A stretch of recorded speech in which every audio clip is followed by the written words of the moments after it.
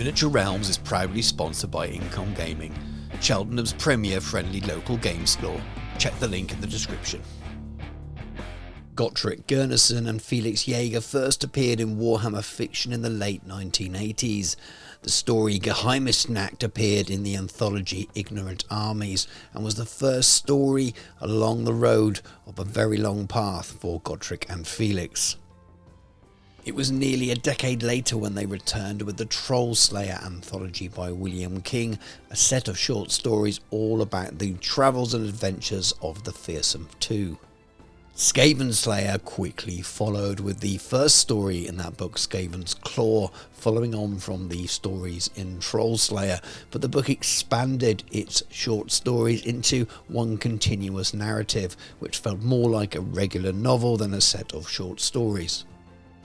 After that, William King wrote a further 5 Gotrek and Felix stories, his last being Giant Slayer, before Nathan Long took over and wrote a number of titles himself.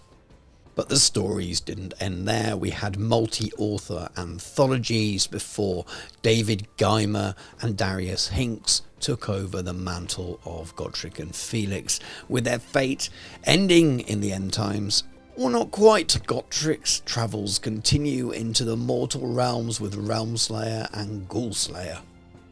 There were of course miniatures along the way as well, with plenty of rules in Warhammer, in Advanced Hero Quest and other games I believe as well, and some of the miniatures even featured other heroes from the books, so these ones include Snorri Nosebiter, Maximilian Schreiber and Ulrika.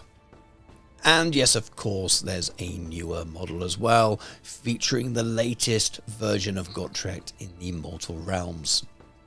Welcome to Miniature Realms, my name's Stuart. In this video I'm going to talk to you about how I paint my Gotrek and Felix. These are the original sculpts which I picked up recently for an upcoming project, and they may also appear in my Dwarf army in the Slayers unit as well. So I'm going to start with one of my favourite skin recipes of dwarf skin, deep purple and gloomy violet from Vallejo Express colour. Now the miniatures look like they're primed white. They're actually a very heavy zenithal, where I've gone in not just from the tops but from the sides as well. But if you look at them from underneath, there's still quite a lot of black showing, which will aid with the shadows a little bit as well. Starting with the dwarf skin, just a nice even coat all over the skin areas, allowing it to pool in all the recesses but making sure it doesn't pool on any of the flat surfaces, and this Vallejo Express colour is extremely good at doing that for you. It runs into those crevices and tends not to pull too much.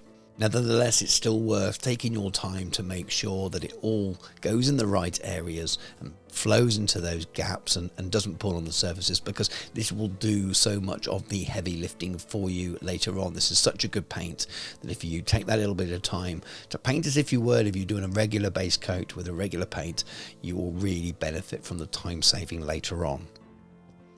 And once those base layers are dry, we can go in with those other two colours. First, the gloomy violet, which I used for shading, mostly around the edges of the hairlines or where the skin will meet, an area that's partly covered around the neckline or cuffs or something like that. Repeating this process on both Felix and on Gotrek, almost edging around. And again, this looks like a really finicky, faffy way of doing things, but these paints are surprisingly easy to control with a nice point on your brush. And you find here that you're shading away and not having to do anywhere near as many of the more time-consuming highlights that you would do if you were layering upwards. In some places I add a few lines in between the muscles on Gotrek. They're so pronounced that it's worth just adding a little bit of extra depth there, but you're just being very, very subtle. There's very little paint on the brush here. Then after the gloomy violet, we come back in with the deep purple. I'm just using this in the eyes, around the nose, a little bit on the cheeks and mouth to start with, the tops of the hands and the knuckles. It just adds a bit more warmth and adds a little bit more depth to the overall skin tone.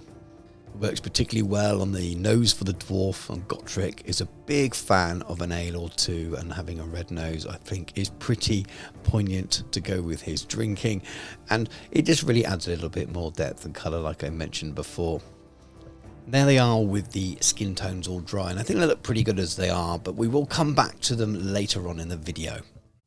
Miniature Realms is proudly sponsored by Baron of Dice, premium wargaming dice. Over 500 styles, over 4,000 customer reviews. Welcome to the best dice on the planet. Next up we have Templar White. This is also a Vallejo Express colour. You could use Apothecary White from Citadel Contrast if you want as well. Now, Felix's pants or trousers are going to be a blue and white pinstripe, but I want to do the white first, so that'll be the hardest area. So because we've got a heavy Zenithor, we've got a whitish base, we can just glaze over the top, and this will shade and glaze at the same time, or give us a very, very light grey effect. Sticking with Express colour and moving on through the colours, we're here with Lizard Green, and again this is just a really quick application here. There's very little green showing on the miniature at all, just his undershirt here, just the ends of his sleeves on both arms. Now on to some Citadel Contrast, and we have Celestium Blue. I'm going to use this as the base coat on Gotrek's trousers. Now, in some pictures, Gotrek will have the same kind of pinstripe colour, sometimes green and white. I don't want it to look like they're wearing team shorts or anything like that. I want it to look slightly different, so he's having plain blue trousers in my version of them. And then using the same colour to paint in those pinstripes on Felix's trousers. Now I find this a lot easier with these contrast style paints than I did on a regular paint. You'd have to thin them to the point where they were flowing really nicely, and most of these contrast paints, especially the kind of the mid-tone ones that aren't too heavy in pigment but aren't too wash-like, are just really, really good for this kind of thing. So the Celestium Blue is a very strong, easy control pigment, and I find it incredibly simple to do neat straight lines if you just take your time and work down in one direction. Now some contrast Blood Angels Red. Now Felix has got this wonderful bright vibrant red cape in all of the pictures, so it would be rude not to give him the same on this miniature, and this paint is such a lovely rich, vibrant and easy to use paint that, again, I think it's probably my favourite red in the speed contrast express colour ranges that are out there. You can see how well it covers over this light finish on the miniature, and again in the camera it probably looks just like it's sprayed white, but that subtle highlight, the underpainting method here, really does add that little bit of extra shadow that might not be completely visible, but it's there in the undercuts of the miniature, which really enforces the look overall. And when this dries, it will look pretty good as it is, but of course I will be highlighting it afterwards as well. Now Gotrek has got this brilliant orangey red hair, so I'm using Griffhound Charger Orange from Citadel Contrast. Again, this is a very similar paint to the red, very nice and rich and vibrant. I don't get to use it quite as much. It doesn't seem to fall into the things I paint, but this is perfect for. So whacking it on all over his beard and hair, enough to allow it to go into all those recesses, so you've got that nice shadowing, but not so thick that he's not doing a good job of providing you with some outlines to the highlights on the top areas of each hair strand as well. Working my way around, making sure I'm not getting it on any other parts of the miniature if possible. I want to leave them with the underpainted white to get the full effect of base coating in this method. Sticking with contrast, we have Cygor Brown, one of my go-to brown recipes, and people will have seen that many times before, but I'm using this for the lower parts of his boots.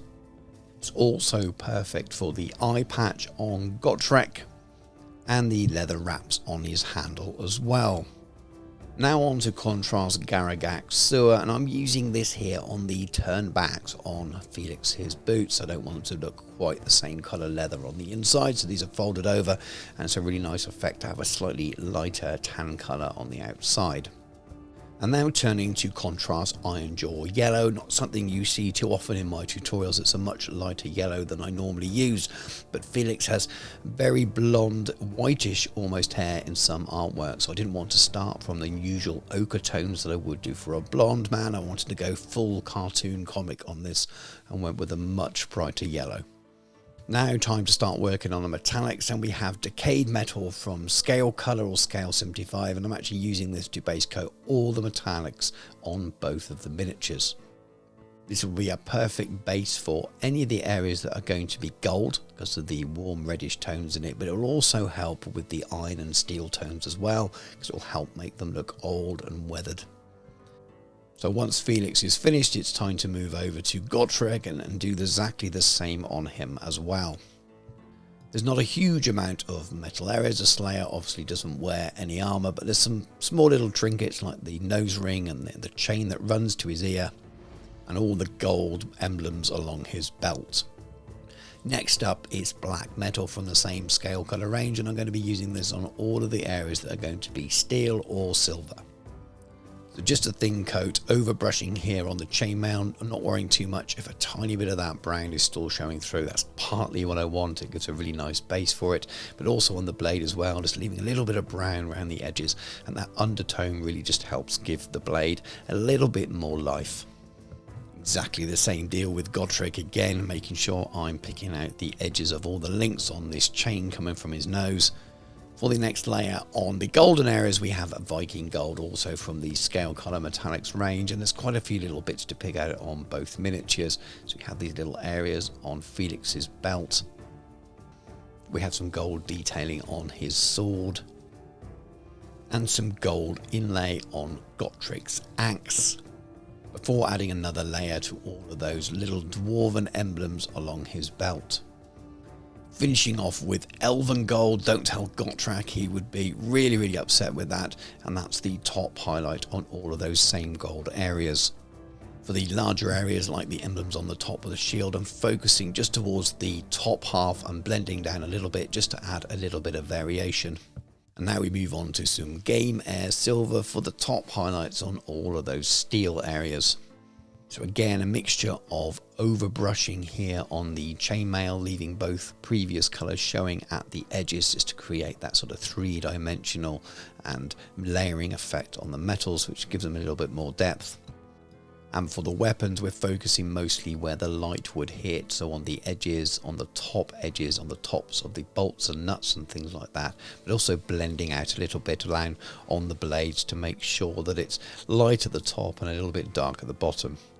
Going to be using an oil wash, also from Scale Colours Soilworks range. This is grease, and I'm just using this in place of a wash on these metals. I like the way it works, and I can tidy it up afterwards with a bit of Artist White Spirit. So a liberal covering on all of the metallic areas. This is a sepia style tone, so it works really well over the gold and then also over the regular metallics. But when it dries, it looks grim and dirty enough that it actually shades the still areas quite well. Then with that slightly damp brush, using the Artist White Spirit, and just any areas that I've pulled with it, I can just clean it away, and that's the beauty of it being an oil wash rather than a regular wash, that I can do this and it doesn't stick on the model. Being extra careful on the chainmail here, not to over flood the area with this white spirit, otherwise it'll just take it all out of all of those crevices, which is not what you're trying to do. You really are just trying to take it back off the very top areas where the light is hitting, leaving it a little bit clean. What you don't want to do is wash it all away again and take away all the work that you've done.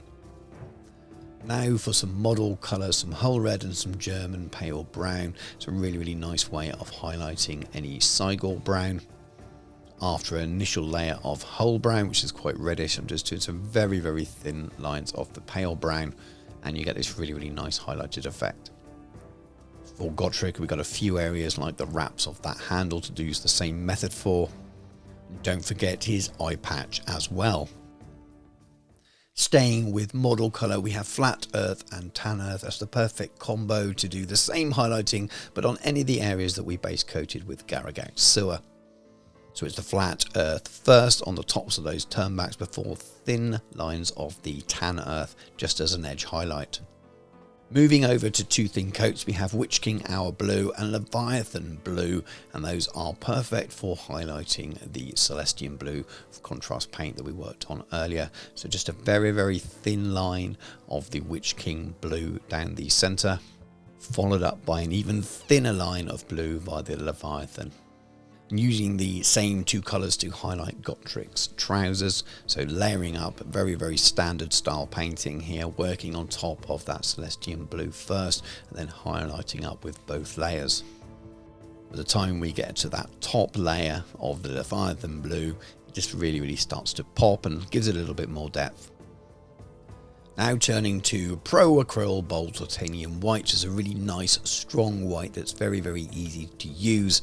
especially for thin lines like these on Felix's trousers. I wanted something that I wouldn't have to do multiple layers, that was very strong in pigment but also not chalky, and this paint definitely does that. So very, very neat thin lines just to highlight the white trousers, and you've still got that slightly grey white underneath, so you get that sort of multi-layer effect. And then with the white paint on the palette, it was time to pick out the eyes before we go back and highlight the skin later on. And with the whites dry, I just popped in the pupils as well. Back to two thin coats now for emerald green and ethereal green. I'm using these to highlight that green undershirt. Just a little bit of the emerald green first, raising up from those lower tones down at the bottom with the contrast paint, and then the thinnest lines of the emerald green just along the edges of the cuff. To highlight the red coat, we're sticking with two thin coats, and we have Sanguine Starlet and Demon Red. Again, building up layers. Very, very light here. I've thinned these paints by about 50% on my palette. What I don't want to do is have really, really stark highlights, so I'm just taking my time building up two thin coats, usually of each, just to slowly and subtly start to highlight. Now you've already got the natural highlight built in on this cape using the underpaint method anyway, and that's the beauty of base coating with these contrast style paints. They actually give you lines for which to colour in for your highlights, and that's one of the biggest strengths of them, I believe. But as we get towards the edges and that final highlight, just some thin lines there, and you can really see that transition building between light and dark. Now we're heading to some phalanx yellow and some bold titanium white. That hair was so blonde that I didn't have anything light enough without mixing, so there's just a 50-50 mix of both of those paints on my wet palette, which is out of sight. I'm just picking out the odd hair here and there. We've got a little bit of a natural highlight showing through from that contrast style paint going over the textured area already. Just adding a little bit here or there to lighten it, and anything that's too bright I will use a glaze of the original base coat thinned with water back over the top again. Now we're back to two thin coats, and we have Fanatic Orange and Orange Flame, and these are perfect to highlight all of Gotrek's wonderful orange hair. Mostly focusing here on the larger strands to start with, building up with that middle tone and slowly building up to the lightest. So layering at its best here. I use the dry brush a little bit towards the top on the plume, but for the beard I don't want to get any dry brushing on any of the flesh or anything else that we've already finished painting. So it's worth, for a character model like this, even though this is very much a gaming standard miniature, just to take your time and pick out those main focus areas where your eye is going to be drawn. So those big strands of the beard at the front, just take some time to build them up properly. Now this two thin coats triad of barbarian brawn, dwarven skin and elven skin works really nicely with the Vallejo Express colour triad of dwarf skin, gloomy violet and deep purple. I find that the lowest tone here is very, very similar to the darkest areas on the miniature, especially when you've prime them using this sort of zenithal underpainted side of things. So I just find that they work really, really well in conjunction with it. And most of the time I'm starting with the mid-tone and just reinforcing those highlighted areas that are already there, making sure the paints are quite thin. So I'm using the existing skin effect that we've got as a bit of an outline, and I'm just enhancing where I need to here and there using those paints. Anything that's a little bit too bright I can darken with that barbarian brawn, but then with the dwarven skin and the elven skin I can reinforce those highlights or highlight further if I felt that it's not showing enough. When we get to that top highlight of the elven skin, it's really worth just doing things like accentuating the bridge of the nose, maybe across the top of the cheekbone, that kind of thing, on top of the eyebrow, maybe on the chin if it's protruding at all. You don't want to do too much. You want to make sure that the transitions are still showing and you've not bleached the whole area out by going too heavily with the very top highlight. Then what I'm doing here is actually returning to a little bit of the deep purple, which is the reddish colour that we use in that first stage. I've thinned it to 50-50 with water. I'm just adding a little bit of a glaze around the cheek areas, around the nose, just to add a little bit of warmth back, which sometimes you lose with further highlighting. So with Gotrek, it's pretty much the same thing, but just maxed to 10 because there's so much more skin showing. I'm being extra careful here to work with the base coat that's there, to work with that base layer. That musculature is already looking pretty good because of the base layers we did and how we did them. So in some places I'm actually starting with the highlight here, and I can see that it matches the top highlight on the miniature already, or very much just slightly lighter and just enhancing it more rather than going back and painting over absolutely everything. I really am just adding little bits here to clean it up and make it pop that little bit more. This is Contrast Warp Lightning, which is in many ways a bit like an effects paint. It's very, very bright and perfect for those, well, magic-y type things. Now, I can't remember in the books what colour his blade glowed when its magical abilities came to light, and it's probably not green, and someone's going to put that in the comments. I've seen different colours used on different things, but I'm going for green here, so I think it works nice with the rest of the balance of the paint job. The trick is here to have it thinned enough that it runs into the recesses but doesn't completely obliterate the rest of it. So you're using it like a glaze more than a wash, but you do want it to run into those recesses a little bit. You're just trying to give an idea of glow. And obviously, as they both got magical weapons, they both get the same treatment. And now we're very much into the finishing off stages of the basing. I won't go through all of the details with you because everyone has their own basing, and this is kind of in mind to work along with my dwarven army, but also to work along with a future project which I might drop a few more hints to later in this video. So a few tufts along the way, a little bit of blood effect and some black edging on the basing, and we are done. And there we have a Gotrek and Felix finished. Now, very much a gaming standard, but a nice gaming standard, a character gaming standard in my mind. Obviously, all of our standards will vary. We'll have different opinions on that, but I'm happy for them for that purpose. Now, I'm sure some people will be shouting, where are Gotrek's tattoos? And I have deliberately left them off for now. I wasn't quite sure what design I wanted to go with, and if you go too heavy with them, they can look a little bit messy. So I had the idea that for the upcoming campaign I have planned for these two in a game which I will be doing some more videos on over the summer in conjunction with someone else. As he progresses through that game, hopefully some of his deeds can be reflected in the form of tattoos, and I thought that would be a really fun thing to add to him after the little campaign has finished. I had so much fun painting these miniatures. Gotrek and Felix are my favourite ever Warhammer fantasy characters, I think. I think the Gotrek and Felix books are probably my favourite ever books. Maybe Skaven Slayer actually being my favourite fantasy novel. It's definitely up there with Graham McNeil's Heldenhammer series. So they're really, really important to me in terms of my own hobbying, and it's been funny but fun to finally get around to paint them. Just odd I haven't done it before in many ways.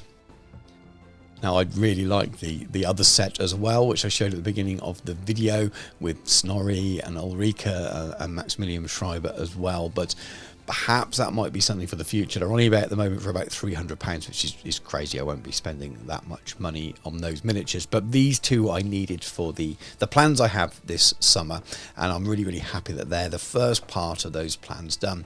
But I might also use them in my dwarven army as well. If I run a unit of Slayers, I think most people would forgive me having Felix in that unit as well, and Gotrek will of course fit right in. Let me know what you think. Are you a fan of Gotrek and Felix? You probably are if you've watched the video this far through. What's your favourite Gotrek and Felix story or novel? Do you like the more modern stuff? I must admit I don't mind it. I do prefer the William King books, I think.